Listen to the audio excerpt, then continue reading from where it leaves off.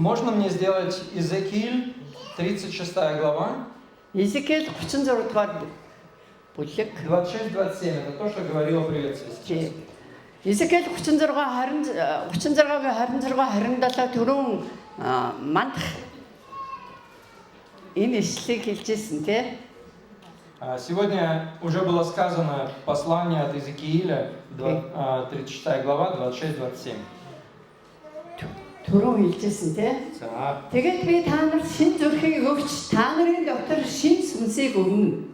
Би бие махбодоос чинь чулуун зүрхийг зайлуулж та нарт махан зүрхийг өгнө. И 27 стих. 27-гийн зэгсэг гаргаж болох уу? Би сүнсээ та нарын дотор оруулж та нарыг зарилгуудаараа явуулна. Та нар тогтоолуудыг минь сахин үйлдэнэ. Амен. Дело в том, что об этом мечтал целый народ тысячи лет. Яг энэ талаар нэг ард түмэн нэг үндэстэн мянган жил мөрөөдөж ирсэн юм аа. Пророк Иезекииль сказал это своему народу. Иезекииль иш үзүүлэгч өөрийнхөө ард түмэнд энэ үгийг хэлээд И народ ждал это тысячи лет. тэгээд түүнийг хэлсний дараа мянган жил хүлээж ирсэн. И многие не дожили до исполнения этого пророчества. Тэгээд энэ иш үзүүлэг биелээ болохоос өмнө зарим нь үүнийг үзэлгүйгээр нас барж ирсэн. Но мы живем сейчас во время, Харин бид нар одоо ямар цаг үед амьдарч байгаа гэхээр когда это пророчество действует в нашей жизни. энэ иш үзүүлэг бидний амьдралд өнөөдөр ингээд биелээ олж яадаг хүчнтэй байдаг ийм цаг үед бид нар амьдарч байгаа маа. И сегодня я хочу поговорить об этой привилегии. Тэгээд энэ давуу талаар би өнөөдөр ярихыг номлохыг Может хүсэж быть, байна. кому-то надо просто напомнить об этом. Зүгээр хэн нэгэнд зүгээр энийг сануулгах хэрэгтэй болох байх. В какой благодати мы сегодня живем. Ямар ивэл дотор бид нар амьдарч байгаа вэ гэдгийг зүгээр сануулгад хангалттай. А может для кого-то это станет новым откровением. Хэн нэгний хувьд энэ бол цоо шин ишил болж болох юм. Что люди тысячи лет ждали, чтобы это пророчество сбылось, а мы живем сегодня в этом. Тэр мянган жил хүсэж хүлээжсэн иш үзүүлэхийг биелээ олцсон өнөөдөр энэ цаг үед бид нар амьдарч байгаа. Дело в том, что, смотрите, у нас было много мероприятий. Семейная встреча была, конференции были. У нас воскресное служение каждый раз идет. За тэгээ бид нар юу олон арга хэмжээ үйлчлэлүүд байдаг те. За гэр бүлийн семинарч гэдэг мөн ямар нэгэн өөр конференц ингээд бүтээсэн өдрийн үйлчлэл гэл ингээд. Но когда во времена Иисуса это было невозможно. Яг Есүсийн үед л Есүс ирсэн байх үед л яг ийм үйлчлэл тэр болгон боломжгүй байсан. Потому что Иисус еще не был прославлен. Яагтвэл Есүс бас яг алтаршаагүй байсан. И поэтому Иисус разговаривал со своими людьми притчами. Тийм учраас Есүс өөрийнхөө хүмүүст сургаалт зөвлөлөөр ярьдаг байсан. И смысл этих притчей был народу непонятен. Тэгээд энэ сургаалт зөвлөлийн утга нь бас яг хүмүүст тийм амархан ойлгогддог байсан. И как бы ученики не пытались понять, что он говорит, они не могли это понять, потому что пророчество еще не исполнилось. Тэгээд шавнар нь тэрийг ойлгохыг хүссэн боловч яг энэ иш үзүүлэх нь бэлэгдээгүй байсан учраас тэдний ухаанд амархан бууж ирэхгүй байсан. Матфея 13 глава, 10-11 стих. Матай 13-ийн 10-11-р ишлэл. Шавнар түүн дээр ирж та яагаад тэдэнд сургаалт зөвлөлөөр ярьдаг юм бэ гэхэд тэр Тэнгэрийн хаанчлалын нууцуудыг мэдэх нь та нарт өгөгдсөн юм. Харин тэдэнд өгдөөгүй. Какие-то вещи мы можем понимать только после того, как пророчество исполнилось. За альва нэгэн ямар нэгэн зүйлийг бид нар тэр иш үзүүлэг биелээ олсны дараа л ухаарч ойлгодог. Но ученики тогда не могли этого понять. Тэгээд шавнарын тэр үед үнийг ойлгохгүй байсан. Только верующие, которые приняли Иисуса Христа, Зөвхөн Есүс Христийг хүлээн авсан итгэгч нар крещенные водой, тэгээд бас усан баталгаа хүртсэн усаар болон ариун сүнсээр усан баталгаа хүртсэн хүмүүс л итгэгч нар л только этим людям дано знать тайны небесные. яг ийм хүмүүс Тэнгэрийн хаанчлалын нууцуудыг ойлгох Те, которые имеют помазание Духа Святого, им открывается глубина. тэгээд ариун сүнсийн тусалгаа авсан хүмүүс тэр гүн гүнзгий нууцууд нь ойлгогддог юм аа. И сегодня я хочу напомнить вам о той привилегии, в которой мы живем. Тэгээд өнөөдөр бидний амьдарч байгаа цаг үеийн ямар давуу талтай вэ гэдгийг би дахин сануулахыг хүсэж байгаа. Независимо от того, понимаем мы об этом или нет, мы живем в этом времени. Бид нар энэ цаг үеийг ойлгосон ч ойлгоогүй ч бид нар яг ийм цаг үед л амьдарч байгаа. О котором тысячи лет мечтали другие люди. Мянган жил бусад хүмүүс хүсэж хүлээжсэн харин тийм цаг үед өнөөдөр бид нар амьдарч байгаамаа. Давайте прочитаем Лука, 10 глава, Лук 10 дугаар бүлгийг 23-24 стих. 23-24 дугаар ишлэгийг хамтдаа харъя. Шавнар руугаа эргэж тэдэнд тусгаалan та нарын харж буй зүйлсийг харагч нүд өрөөлтөө. Би та нарт хэлье. Та нарын харж байгааг чинь олон иш үзүүлэгч ба хаад харахыг хүссэн авч хараагүй мөн сонсож байгааг чинь сонсохыг хүссэн авч сонсоогүй юм гэж айлдав. Иисус говорит, другие мечтали об этом, но вы имеете благодать в этом жить. Харин тэгээд Есүс хэлж байна. Бусад хүмүүс бусдын үнийг бүр хармаар байсан, сонсмоор байсан харин та нарт бол ийм ивэл байна. Если мы читаем Ветхий Завет, то мы видим, Хэрвээ бид нар хуучин гэрээг унших юм бол что все цари и пророки бүх хаадууд иш үзүүлэгч нар мечтали об этом. яг үүнийг мөрөөдөж хүсэжсэн. Они мечтали об отношениях с Богом живым. Тэд нар бас бүр амьд бурхантай харилцаатай байхыг хүсэж мөрөөдөж байсан. Однажды пророк Иезекииль сказал им о сердце Бога. Нэг удаа иш үзүүлэгч Изекиэл бурхны зүрх сэтгэлийн талаар хэлж байсан. Что Бог хочет жить среди своего народа. Бурхан өөрийнхөө ард түмний дунд амьдрмаар байна гэж хэлсэн. Что Бог хочет дать им новое сердце. Бурхан тэдэнд бүр шин зүрхийг өгмөр байна гэж хэлсэн. Чтобы наполнились наши сердца мудростью Божией. Тэгээд бидний зүрх сэтгэл бурхны мэрэгэн ухаанаар дүүргэгдээсэй гэж хүсэж байна гэж И они мечтали об этом, но не могли иметь. харин тэгээд үүнийг хүсэдсэн боловч тэр түүнийг авч чадахгүй байсан. Иезекииля 11 глава, Изекиэл 11 дээр 19-20 стих. Изекиэл 11-ийн 19-20 дээр гарсан уу? Бог обещает своему народу. 19-20 дээр бурхан өөрийнхөө ард түмэнд ингэж амласан байна. Би тэдэнд ганц зүрхийг өгч тэдний дотор шин сүнсийг тавина.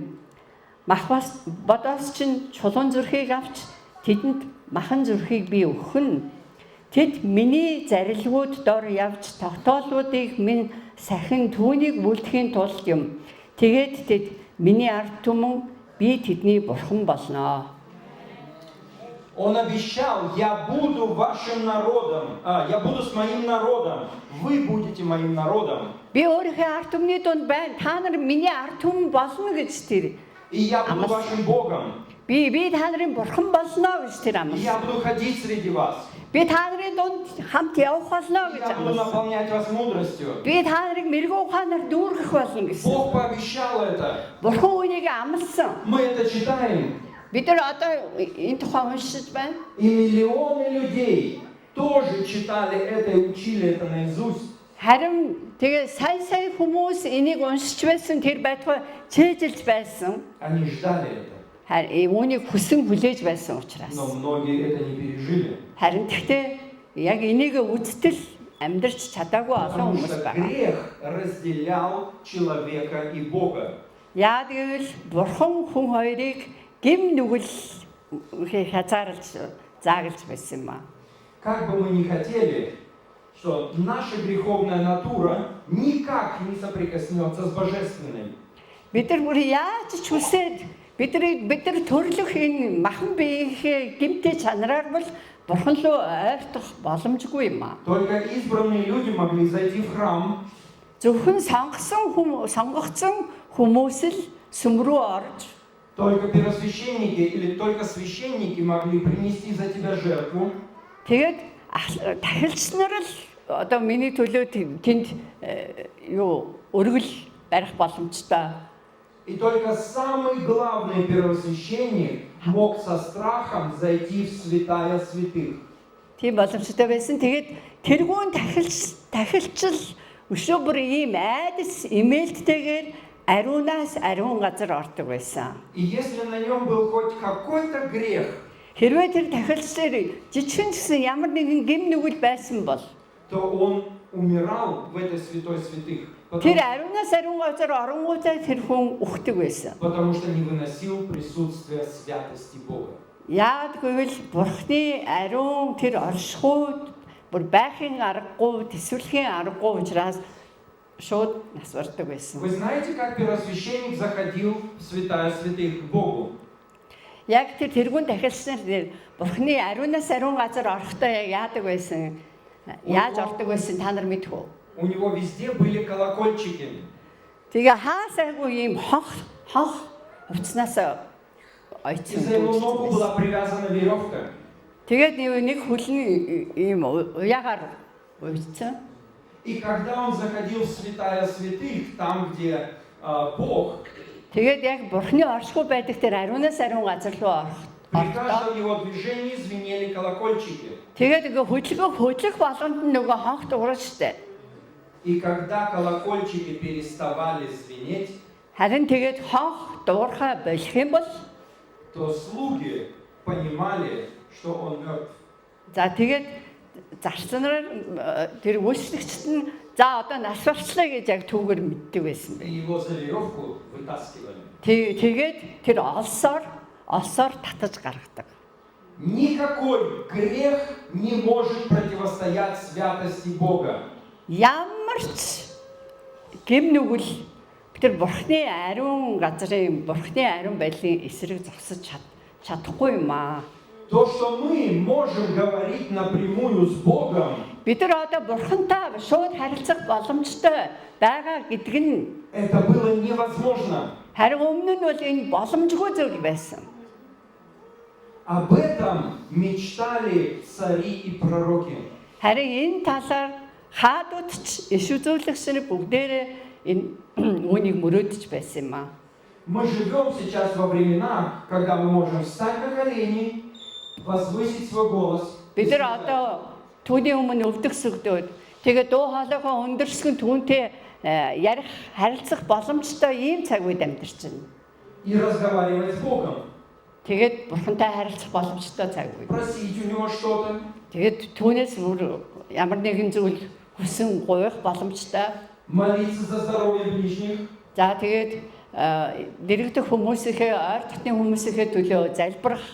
Или, может быть, какие-то другие ситуации с ним обсуждать. За эсвэл ямар нэгэн нөхцөл байдал юунес талаар түүнтэй хамт ярих боломжтой тийм цаг үед. Если мы здесь прочитаем, Бид нар одоо эндээс многие пророки и цари желали видеть то, что видите и делаете вы сейчас.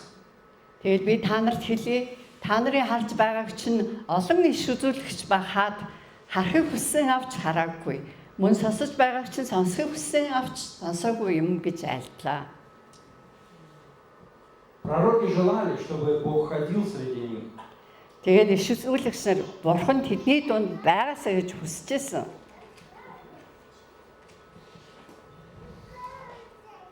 Прошло очень много времени, 1700 лет после того, как это было написано. Тэгээ энэ бичигсний дараа 1700 жил өнгөрөхөд И люди начали забывать, тэгээ хүмүүс мартаж гисэн. как это, чтобы Бог ходил среди нас. Тэгээ яаж ингээ бурхан яаж бидний дунд явдаг вэ? Бидний дунд байдаг вэ? Энэ тухай мартсан.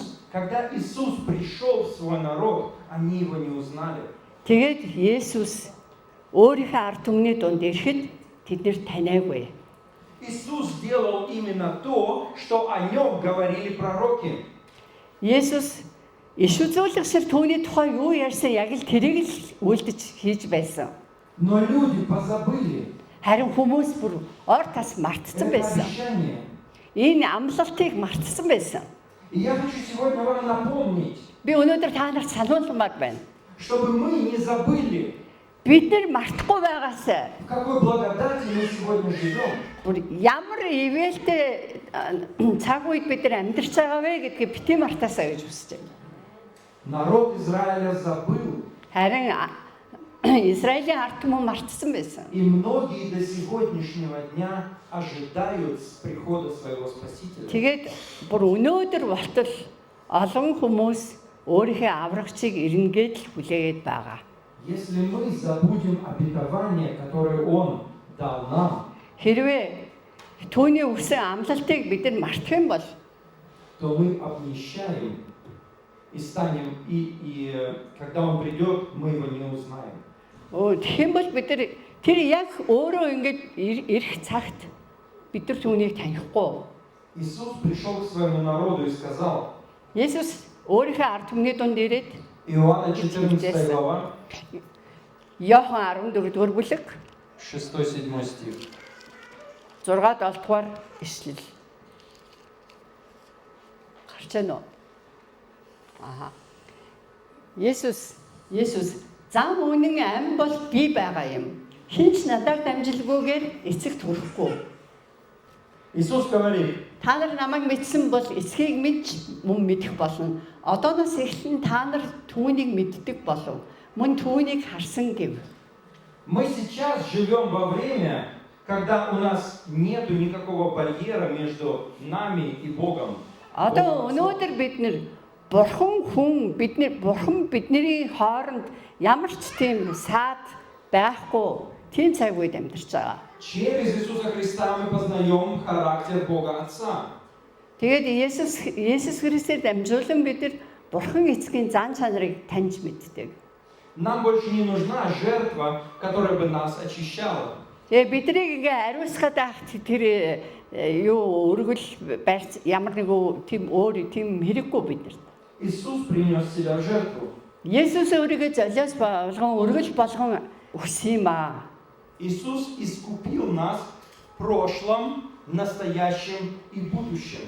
Есүс Христ өнгөрсөн яг одоо ирээдүйд өөрийгөө золиос болгон бидний төлөө өгсөн. Он искупил наши грехи. Тэр в прошлом, бидний гэм нүглийг бидний өнгөрсөн хийсэн гэм нүглийг тэр и даже те, которые мы еще не знаем. Тэгээд бас ирээдүйд ямар гэм нүгэл юу хийх үү тэрийг ч тэр төлсөн байгаа.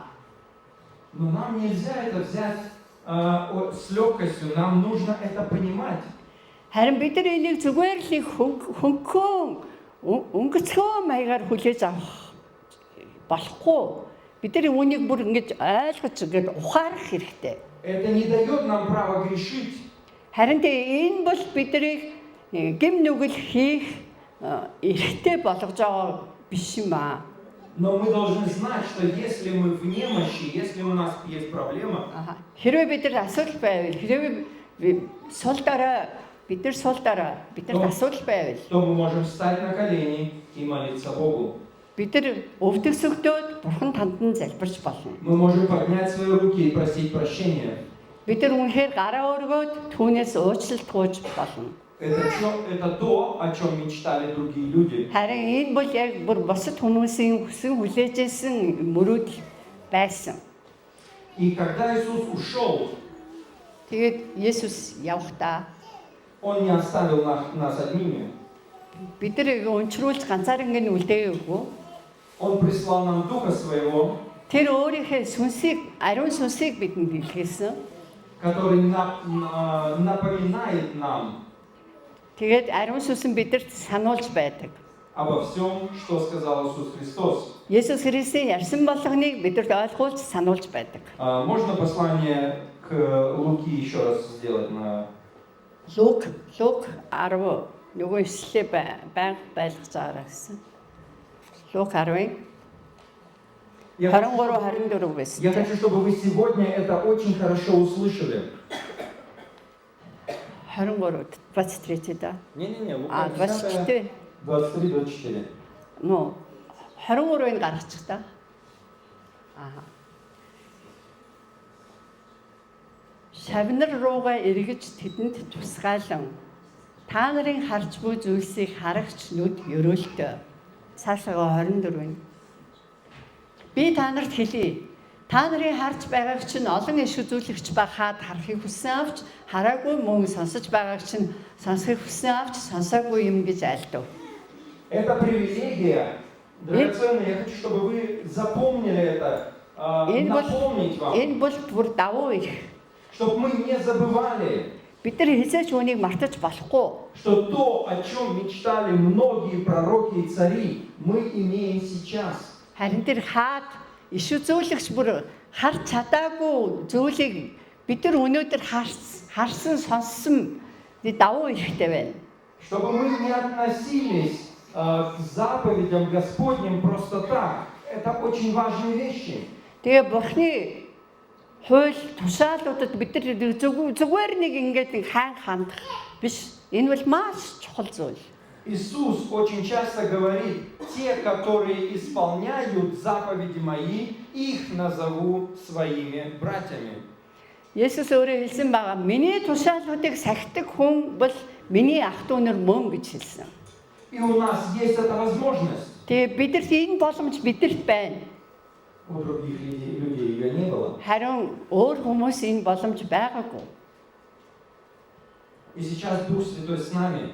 Тэгээд одоо Ариусс бидэртэй хамт И байдаг. сейчас Дух Святой делает возможным.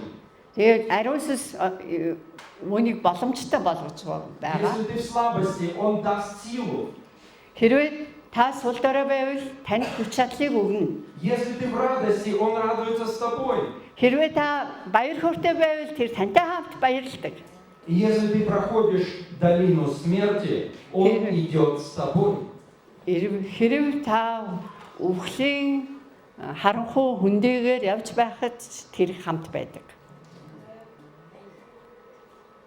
Иисус Христос дал нам Духа. Есүс Христ бидэнд өөрийнхөө И сүнсийг Иоанна 14 глава, 16-18 стих. Иона 14 глава, Йохан 14 16-18. 16-аас 18. Би эцгээс гуйхад тэр та нарт өөр туслагчийг өгнө. Тэр нь та нартай үрд хамт байна. 17-18.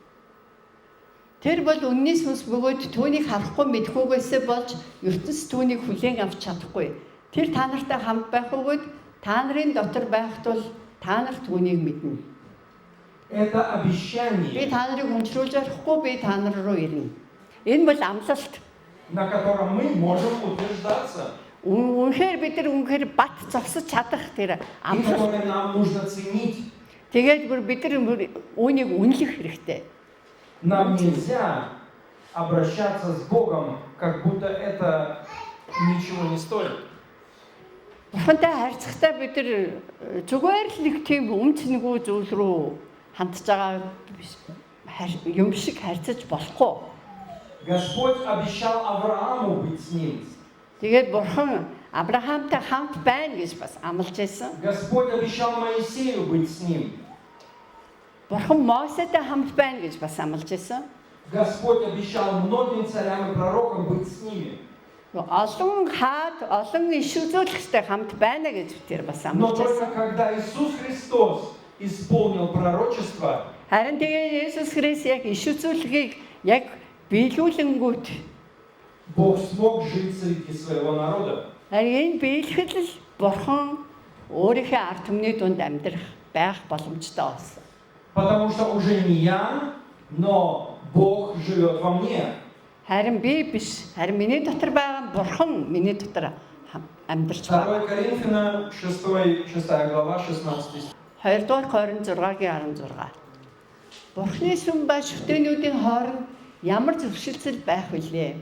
Учир нь бид амьд Бурхны сүм мөн. Бурхан айлдахдаа би тэдний дотор оршино. Би тэдний дунд алхна. Би тэдний Бурхан болно. Тэд миний ард түмэн болно.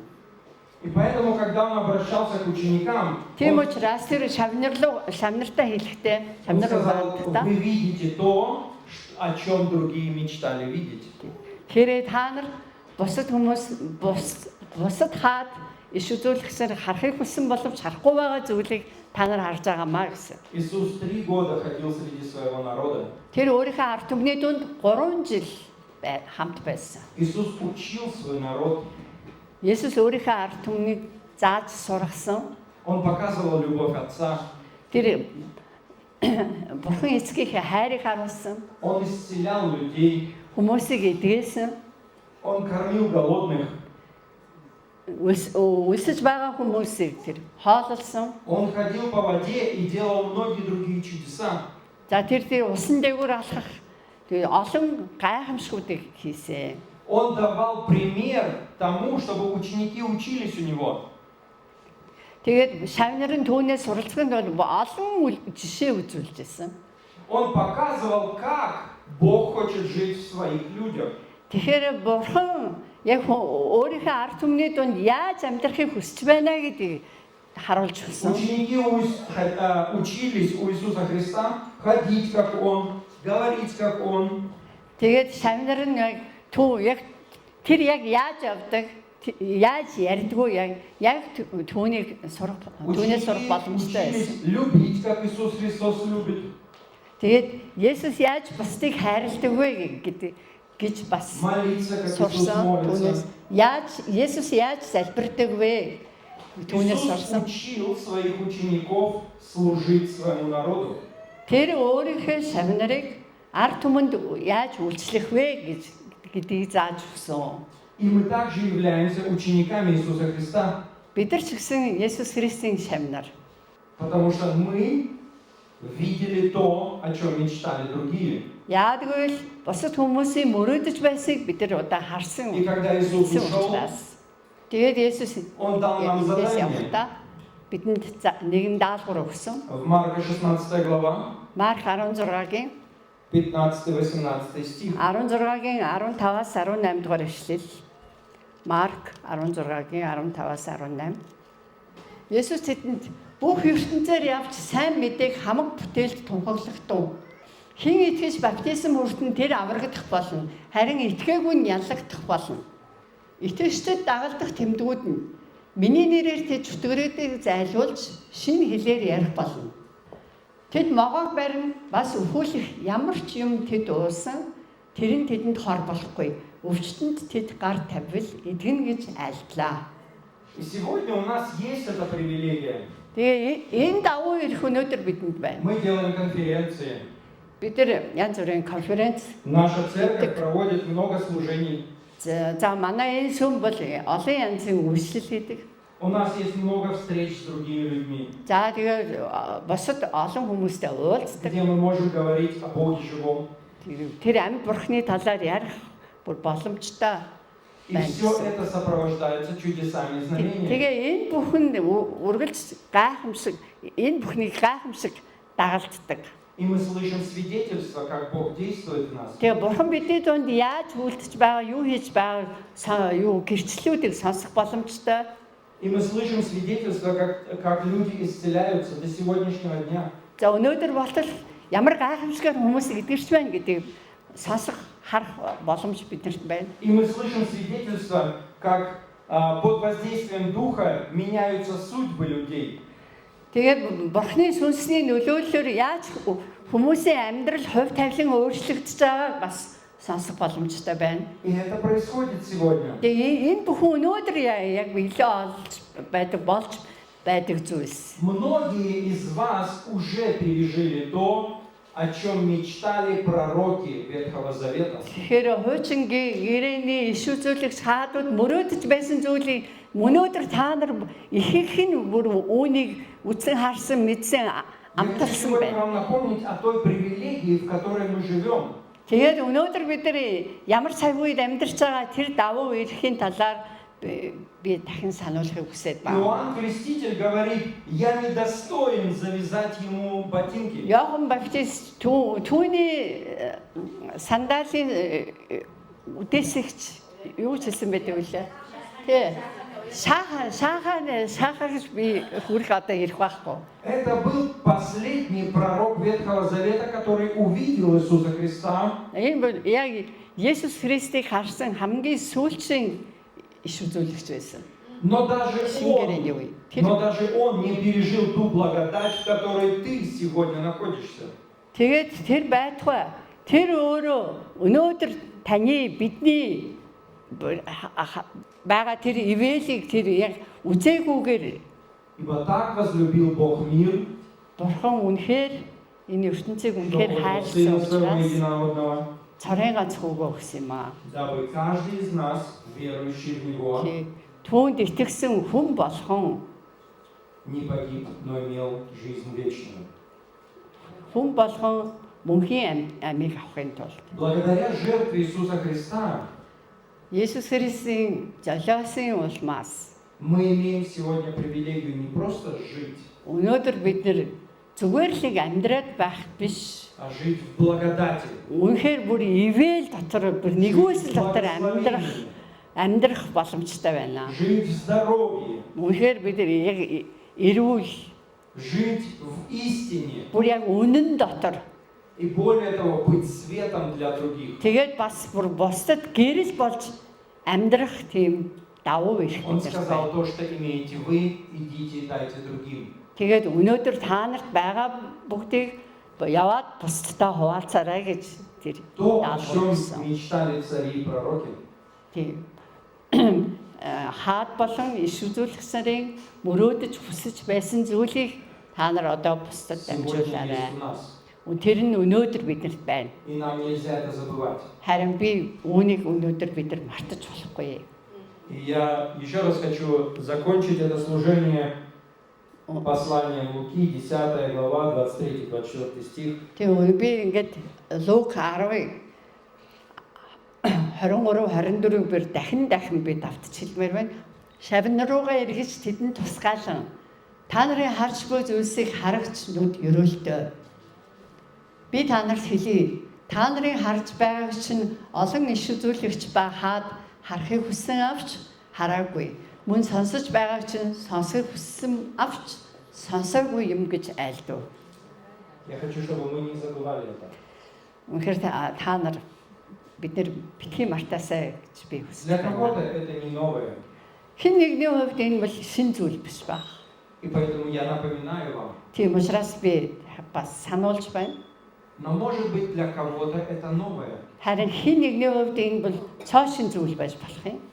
Мы должны ценить то, что имеем сегодня. Харин бид нар өнөөдөр байгаагаа бид нар үнэлэх ёстой юм аа. Потому что у других такой благодати не было. Яаггүй бусдад бас энэ ивэл энэ нэгүсэл өгдөөгүй байсан.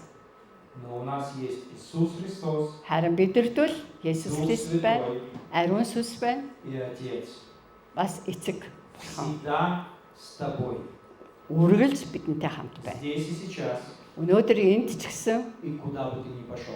тэгээд та хаашаач явсан хааж байсан гэсэн И это твоя привилегия. үргэлж хамт байгаа. Энэ бол танд өгөгдсөн нэгүсэл давуу эрх. Будь Үүнийг благословенным. үүнийг бити мартаарай. Твоя Бурхан ивэг болтугай.